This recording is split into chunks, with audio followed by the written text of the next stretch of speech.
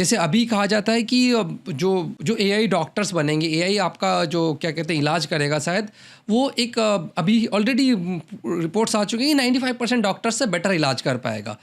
क्योंकि एक जैसे सपोज़ करते हैं आप एक डॉक्टर के पास जाते हैं, तो एक डॉक्टर को आपके मॉम का याद नहीं कि आपके मॉम को कौन सी बीमारी है, आपके डैड को कौन सी बीमारी है, आपको 4 साल पहले कौन सी बीमारी हुई थी।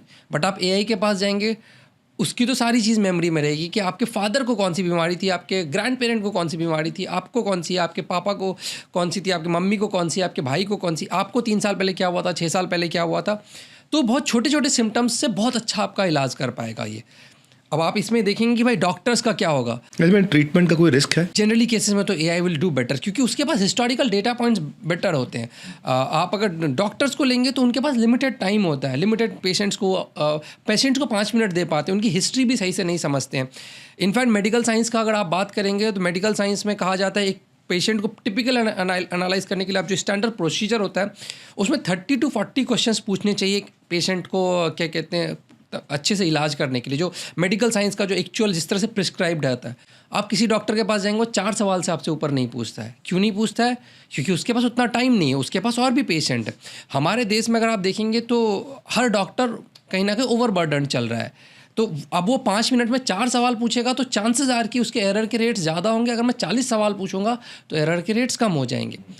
तो अगर आप ऐसे देखेंगे तो अगर एआई ऐसे आगे आता है तो एक गांव का बंदा जो जो जो No, this is very exciting, हाँ? जो गरीब इंसान गांव में बैठा है वो भी समझ लीजिए एम्स के डॉक्टर के लिए और इलाज सस्ता भी हो जाएगा। इलाज सस्ता हो जाएगा। जो 500 रुपये का डॉक्टर का फीस था वो 5 रुपये में हो जाएगा। वाह! अब आप डॉक्टर्स के वर्ल्ड से देखेंगे तो आप कहेंगे कुछ डॉक्टर्स। अजहर जी कमाल कर दिया आपने। मेरे को एक और आइडिया आ रहा है। जी प्लीज़ बताएं।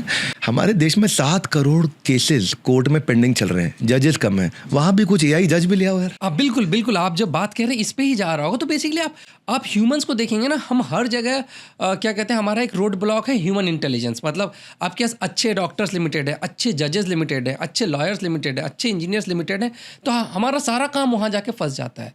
बट एआई आपकी इन रोड ब्लॉक्स को ख़त्म कर देगा। तो जैसे क्या कहते हैं कि आप एक लॉयर को उठाते हैं, उसको एक केस एनालाइज करने के लिए उसको पूरी हिस्ट्री पढ़नी होती है। आपका कोई भी एक सैम्पल केस के लिए उठाना पड़ता है कि अच्छा 1997 में क्या कहते हैं चेन्नई हाई कोर्ट ने ये क्या कहते हैं ऑर्डर दिया था, या फिर लखनऊ हाई कोर्ट ने ये ऑर्डर दिया था। अब ये सब पुराने ऑर्डर्स निकालना, उनको स्टडी करना टू कम्बरसम है।